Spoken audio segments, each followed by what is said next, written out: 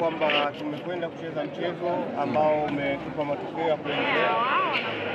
Sitegemei kwamba sasa hivi tunaweza kufahamu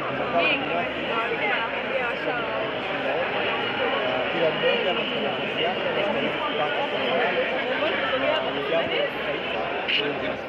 kwamba tumepata usaidizi mkubwa wa serikali katika maeneo mengi ambayo yameweza kufikia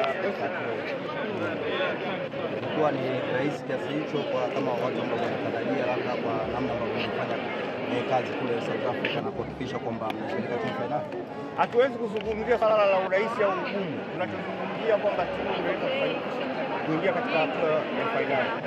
Timu zinapoanza katika mashindano kwenye hatua za awali, hatua inayofuata na hatua ya makundi pamoja na robo, zinakuwa ni timu nyingi. Kwa hiyo ukiweza kufikia kwenye hatua ya mbili za mwisho kwamba ni jitihada kubwa imefanyika. Kwa hiyo hatuna ushujaa, lakini tunawapongeza wachezaji na ushirikiano tuliopata kutoka kwa mashabiki.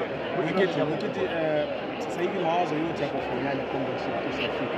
Wanasema wanatamani timu iandike historia kutoa kombe hili. Umeanza kulifikiria hilo? Tunalifikiria hilo kwa sababu tuko kwenye hatua ya fainali. Hatuwezi kuzungumza kitu kingine. Hatua ya fainali kwa maana mechi zimebaki mbili.